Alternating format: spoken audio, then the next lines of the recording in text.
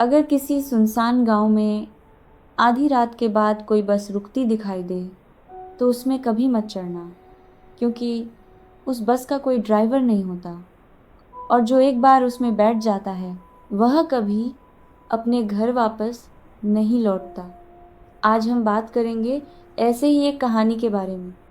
मध्य प्रदेश के एक छोटे से गांव रामपुरा के बाहर एक पुराना बस स्टॉप था।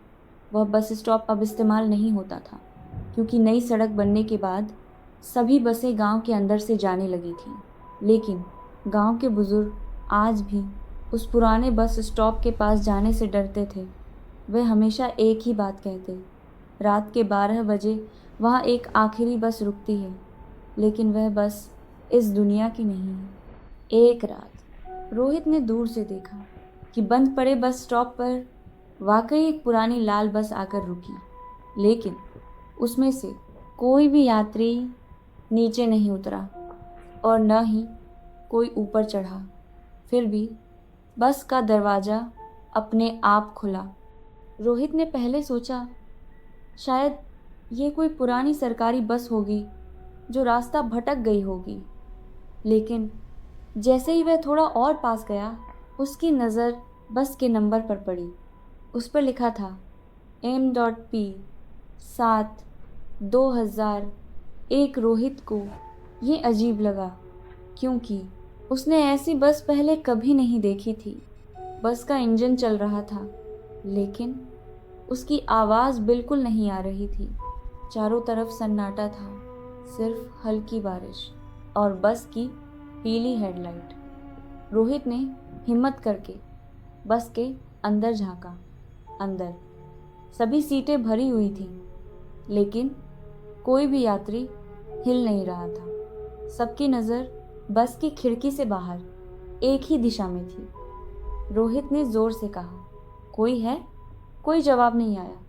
तभी बस के अंदर लगी पुरानी घंटी अपने आप बजी, टन टन, और उसी पल सभी यात्रियों ने एक साथ अपना सिर रोहित की तरफ घुमा लिया। रोहित का दिल जोर जोर से धड़कने लगा। उनके चेहरे धुंधले थे, जैसे घने कोहरे से ढके हों, लेकिन एक चेहरा पूरी तरह साफ दिखाई दे रहा था। वह लगभग रोहित की ही उम्र का लड़का था। उसने खिड़की पर अपना हाथ रखा और होंठ हिलाते हुए बहुत धीरे से कहा, मत चढ़ना। रोहित कुछ समझ पाता उससे पहले बस का दरवाज़ा अपने आप धीरे धीरे बंद होने लगा। लेकिन दरवाज़ा बंद होने से ठीक पहले बस के अंदर से एक छोटी सी लड़की की रोने की आवाज़ आई। रोहित ने फिर से अंदर देखा। इस बार वह लड़का अपनी सीट पर नहीं था, वह बस के ठीक दरवाजे के पीछे खड़ा था और उसकी आंखें सीधे रोहित को देख रही थी। रोहित के पैर जैसे ज़मीन में जम गए। वह भागना चाहता था, लेकिन उसका शरीर उसका साथ नहीं दे रहा था। तभी बस के अंदर खड़ा हुआ लड़का धीरे धीरे मुस्कुराने लगा, लेकिन उसकी मुस्कान में खुशी नहीं थी, बल्कि एक चेतावनी थी। उसने फिर से होंठ हिलाए, भाग जाओ। उसी पल बस के अंदर बैठी छोटी लड़की रोना बंद कर देती है। पूरा माहौल एकदम शांत हो जाता है और अगले ही सेकंड बस का हॉर्न बजता है, लेकिन वह हॉर्न सामान्य नहीं था। ऐसा लग रहा था जैसे दर्जनों लोग एक साथ चीख रहे हों। रोहित ने डरकर एक कदम पीछे लिया। तभी बस धीरे धीरे आगे बढ़ने लगी, लेकिन उसके टायर ज़मीन को छू ही नहीं रहे थे। बस सड़क से कुछ इंच ऊपर हवा में चल रही थी। रोहित की सांसें तेज़ हो गईं। कुछ ही सेकंड में बस घने कोहरे में गायब हो गई। सिर्फ एक चीज़ पीछे रह गई। बस स्टॉप की बेंच पर एक पुराना पीला टिकट। रोहित ने कांपते हाथों से वह टिकट उठाया। उस पर तारीख लिखी थी 17 जुलाई 2001 और नीचे लिखा था, अंतिम यात्रा। रोहित ने सोचा यह कोई मजाक होगा, लेकिन अगली सुबह वह टिकट लेकर गांव के सबसे बुजुर्ग रामदास काका के पास पहुंचा। टिकट देखते ही रामदास काका के हाथ कांपने लगे। उनकी आंखों में डर साफ दिखाई दे रहा था। उन्होंने धीरे से पूछा, यह टिकट तुम्हें कहाँ मिला? रोहित ने पूरी बात बता दी। कुछ देर तक रामदास काका बिल्कुल चुप रहे। फिर उन्होंने गहरी सांस लेकर कहा, बेटा, यह उसी बस का टिकट है जो 25 साल पहले पूरी की पूरी गायब हो गई थी। रोहित ने हैरानी से पूछा, गायब? मतलब? रामदास काका ने कांपती आवाज में जवाब दिया, उस बस में बैठे 32 लोग और ड्राइवर, किसी का भी आज तक पता नहीं चला। इतना कहते ही काका की नज़र रोहित के पीछे चली गई। उनका चेहरा एकदम सफ़ेद पड़ गया। रोहित ने धीरे धीरे पीछे मुड़कर देखा। बस स्टॉप, जो गांव से लगभग 2 किलोमीटर दूर था, वह अब उसके घर के ठीक सामने खड़ा था और उस पर वही पुरानी बस फिर से आकर रुक चुकी थी। रोहित की सांसें तेज हो गई। उसने अपनी आंखें मलकर दोबारा देखा। बस अब भी वहीं खड़ी थी। उसकी पीली हेडलाइट सीधे रोहित के घर पर पड़ रही थी। लेकिन सबसे अजीब बात, बस स्टॉप, जो हमेशा गांव से बाहर था, वह अब उसके घर के सामने कैसे आ गया? रोहित ने डरते हुए अपने दादा को आवाज़ लगाई। दादा बाहर आए, लेकिन उन्होंने हैरानी से पूछा, क्या हुआ? रोहित ने कांपते हुए बस की तरफ इशारा किया। दादा ने उसी दिशा में देखा और बोले, वहाँ तो कुछ भी नहीं है। रोहित का दिल बैठ गया। क्या वह बस सिर्फ उसे ही दिखाई दे रही थी? उसी पल बस का दरवाज़ा धीरे धीरे खुला। अंदर से वही लड़का बाहर उतरा जिसने पहले कहा था, मत चढ़ना। वह धीरे धीरे रोहित की तरफ चलने लगा, लेकिन उसके पैर जमीन को छू ही नहीं रहे थे। वह हवा में फिसलता हुआ आगे बढ़ रहा था। रोहित पीछे हटने लगा। तभी लड़के ने अपनी जेब से एक पुरानी काली डायरी निकाली और उसे रोहित के पैरों के पास फेंक दिया। अगले ही पल वो वापस मुड़ा और बस में चढ़ गया। दरवाज़ा अपने आप बंद हो गया। बस धीरे धीरे आगे बढ़ी और घने कोहरे में फिर से गायब हो गई। रोहित ने कांपते हाथों से वह डायरी उठाई। उसके पहले पन्ने पर बड़े अक्षरों में लिखा था, अगर तुम यह पढ़ रहे हो तो अगला नंबर तुम्हारा है। रोहित की धड़कनें तेज हो गईं। उसने जल्दी से अगला पन्ना पलटा।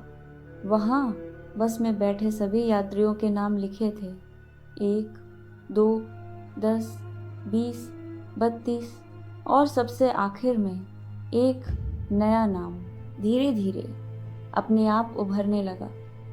रोहित ने डरते हुए वह नाम पढ़ा, रोहित। उसी समय डायरी का आखिरी पन्ना अपने आप खुल गया। उस पर सिर्फ एक लाइन लिखी थी, अगली बस कल रात ठीक 12 बजे। और जैसे ही रोहित ने वह लाइन पढ़ी, उसके घर के बाहर फिर वही हॉर्न गूंजा, लेकिन इस बार आवाज़ पहले से भी ज़्यादा पास थी। उस रात रोहित ने सोने की बहुत कोशिश की, लेकिन हर कुछ मिनट बाद वही बस का हॉर्न सुनाई देता। धीरे धीरे 12 बज गए। पूरे गांव में घना सन्नाटा छा गया। अचानक रोहित के मोबाइल पर एक अनजान नंबर से कॉल आई। उसने कांपते हाथों से कॉल उठाई। दूसरी तरफ कुछ सेकंड तक कोई आवाज़ नहीं आई। फिर बहुत धीमी और टूटी हुई आवाज़ सुनाई दी, रोहित, बस मत आने देना। आवाज़ अचानक कट गई। रोहित ने तुरंत उस नंबर पर वापस कॉल किया, लेकिन मोबाइल की स्क्रीन पर लिखा आया, यह नंबर अस्तित्व में नहीं है। उसी समय घर के बाहर वही पुरानी बस आकर रुक गई। इस बार उसकी सभी खिड़कियों की लाइटें जल रही थीं। रोहित ने खिड़की से बाहर झांका। बस के अंदर सभी यात्री पहले की तरह चुपचाप बैठे थे, लेकिन इस बार एक सीट खाली थी। उस खाली सीट पर सफ़ेद रंग से एक नाम लिखा हुआ था, रोहित। रोहित का गला सूख गया। तभी बस का दरवाज़ा अपने आप खुला। अंदर से वही लड़का फिर बाहर आया, लेकिन इस बार उसके चेहरे पर डर साफ दिखाई दे रहा था। वह तेज आवाज़ में बोला, अगर आज रात तुम बस में चढ़ गए तो तुम्हारी जगह कोई और कभी वापस नहीं आएगा। रोहित ने पूछा, तुम कौन हो? लड़के की आंखों में आंसू आ गए। उसने धीमी आवाज़ में कहा, मैं इस बस का आखिरी जिंदा यात्री था। 25 साल पहले मैं भी बिल्कुल तुम्हारी तरह सिर्फ देखने आया था। इतना कहते ही बस के अंदर बैठे सभी यात्रियों ने एक साथ अपनी गर्दन धीरे धीरे रोहित की तरफ घुमा ली। उनकी आंखें पूरी तरह काली थीं और अगले ही पल बस के अंदर से एक भारी आवाज़ गूंजी, अपनी सीट पर बैठ जाओ। उसी समय रोहित के पैरों ने बिना उसकी मर्जी के बस की तरफ चलना शुरू कर दिया। रोहित पूरी ताकत से अपने कदम रोकने की कोशिश कर रहा था, लेकिन उसका शरीर जैसे किसी और के इशारों पर चल रहा था। एक एक कदम उसे बस के दरवाजे तक ले जा रहा था। बस के अंदर से ठंडी हवा का एक तेज़ झोंका आया। उस हवा में गीली मिट्टी, पुराने लोहे और जली हुई रबर की अजीब सी गंध थी। रोहित ने बस के दरवाजे का हैंडल पकड़ लिया। उसी पल पीछे से किसी ने उसका हाथ जोर से खींच लिया। रोहित जमीन पर गिर पड़ा। उसने पीछे मुड़कर देखा, वह रामदास काका थे। उनके हाथ में एक पुरानी पीतल की घंटी थी। काका ने पूरी ताकत से घंटी बजाई। घंटी की आवाज़ सुनते ही बस के अंदर बैठे सभी यात्री अपने कान पकड़कर चीखने लगे। उनकी चीख इंसानों जैसी नहीं थी। ऐसा लग रहा था जी तीन इंसानों जैसी नहीं थी, जैसे दर्जनों आवाज़ें एक साथ दर्द में चिल्ला रही हों। तभी वही लड़का जो बार बार रोहित को बचा रहा था बस से नीचे उतर आया। उसने जल्दी से रोहित के हाथ में एक पुरानी जेब घड़ी रखी। घड़ी की सुइयां 12 बजे पर रुकी हुई थी। लड़के ने कांपती आवाज़ में कहा, जब तक ये घड़ी चलेगी बस तुम्हें छू नहीं पाएगी। लेकिन जैसे ही इसकी सुइयां फिर चल पड़ी, समझ लेना समय पूरा हो गया। इतना कहकर वह पीछे हट गया। अचानक बस के ड्राइवर की सीट पर बैठी काली परछाई धीरे धीरे खड़ी हुई। अब तक किसी ने ड्राइवर का चेहरा नहीं देखा था। उसने बहुत धीरे से अपना सिर रोहित की तरफ घुमाया, लेकिन जहाँ चेहरा होना चाहिए था वहाँ सिर्फ गहरा अंधेरा था, और उस अंधेरे में 2 लाल चमकती आंखें रोहित को घूर रही थीं। अगले ही पल ड्राइवर ने बिना होंठ हिलाए कहा, एक सीट अभी भी खाली है। इतना सुनते ही रोहित के हाथ में रखी पुरानी जेब घड़ी अपने आप टिक टिक टिक करते हुए चलने लगी, और रामदास काका डर के मारे चिल्ला उठे, भाग रोहित, समय शुरू हो चुका है। रोहित रामदास काका का हाथ पकड़कर पूरी ताकत से भागने लगा, लेकिन जितना वह दौड़ता उतनी ही बस उसके करीब आती जाती। ऐसा लग रहा था जैसे सड़क नहीं बल्कि पूरी दुनिया बस की तरफ खींच रही हो। रोहित ने अपनी जेब से वही पुरानी घड़ी निकाली। उसकी सुइयां अब 12:01 दिखा रही थी। हर बीतते सेकंड के साथ घड़ी की टिक टिक और तेज होती जा रही थी। तभी रामदास काका अचानक रुक गए। उन्होंने कांपते हुए बस की तरफ देखा। उनकी आंखों में डर नहीं बल्कि पछतावा था। उन्होंने धीमी आवाज़ में कहा, आज 25 साल बाद वह मुझे पहचान गया। रोहित कुछ समझ पाता उससे पहले बस का दरवाज़ा अपने आप खुल गया। अंदर बैठा वही लड़का जोर से चिल्लाया, रोहित, सच जानना है तो बस में मत चढ़ना, ड्राइवर को देखना। इतना कहकर उसने बस के सामने लगे धूल से भरे टूटे हुए शीशे की तरफ इशारा किया। रोहित ने डरते डरते उस शीशे की ओर देखा और अगले ही पल उसके पैरों तले जमीन खिसक गई। बस का ड्राइवर कोई अजनबी नहीं था, वह रामदास काका का जवानी का चेहरा था, बिल्कुल वैसा ही जैसा पुरानी तस्वीरों में दिखाई देता था। रोहित ने हैरानी से रामदास काका की तरफ देखा।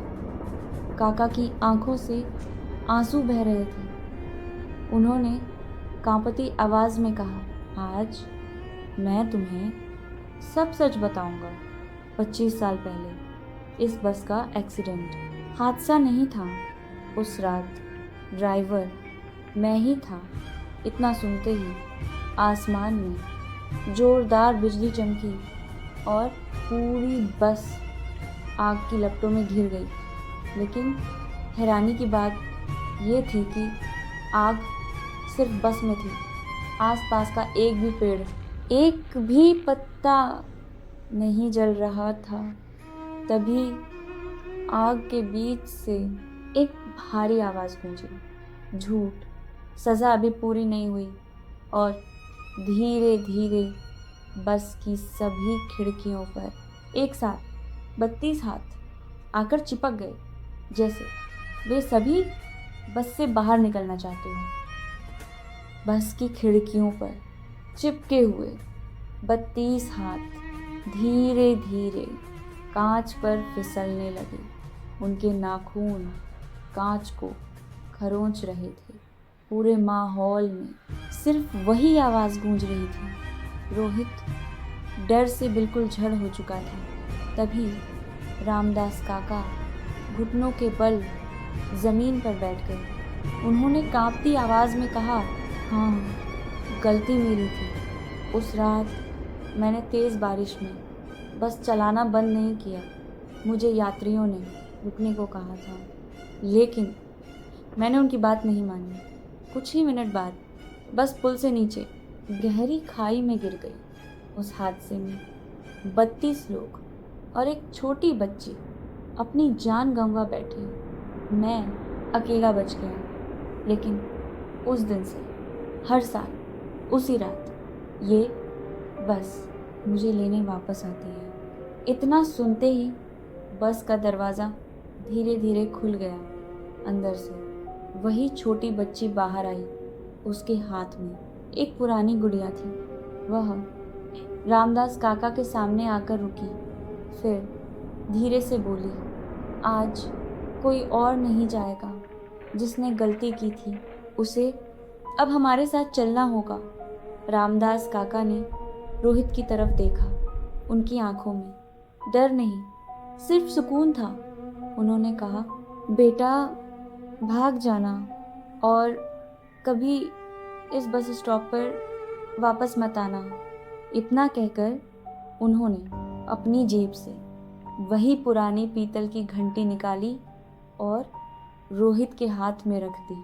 अगले ही पल रामदास काका धीरे धीरे बस की तरफ बढ़ने लगे। बस के अंदर बैठे सभी यात्री एक साथ खड़े हो गए, जैसे वे 25 साल से इसी पल का इंतज़ार कर रहे हों। जैसे ही रामदास काका बस के अंदर पहुँचे, बस का दरवाज़ा अपने आप बंद हो गया।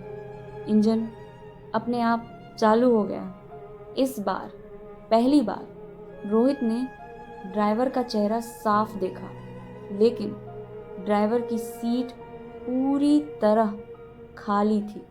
बस बिना किसी ड्राइवर के धीरे धीरे कोहरे में आगे बढ़ गई। कुछ ही सेकंड में वह हमेशा की तरह अंधेरे में गायब हो गई। अगली सुबह गांव वाले बस स्टॉप पर पहुंचे। वहां न कोई बस थी न रामदास काका, सिर्फ वही पुरानी पीतल की घंटी जमीन पर पड़ी थी। रोहित ने उसे उठाया। घंटी के नीचे एक पुराना टिकट दबा हुआ था। उस टिकट पर नई तारीख छपी थी और यात्री का नाम लिखा था रामदास।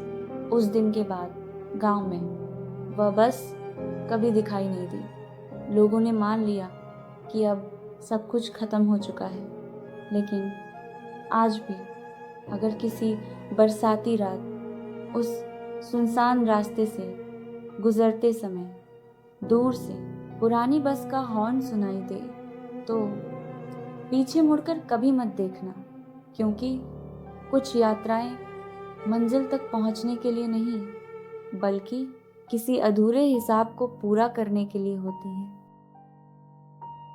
अगर आपको लगता है कि ये सिर्फ एक कहानी थी, तो शायद आप सही हो, लेकिन अगर किसी बरसाती रात आपको किसी सुनसान सड़क पर एक पुरानी बस अपने आप खड़ी दिखाई दे, तो उसके पास जाने की गलती कभी मत करना, क्योंकि कुछ बसें यात्रियों को उनकी मंजिल तक नहीं, बल्कि उनकी आखिरी यात्रा पर ले जाती हैं। अगर आपको ऐसी ही डरावनी और रहस्यमयी कहानियाँ पसंद हैं, तो इस चैनल को अभी सब्सक्राइब करें और बेल आइकन ज़रूर दबाएं, क्योंकि अगली कहानी शायद आपकी सोच से भी ज़्यादा डरावनी होगी।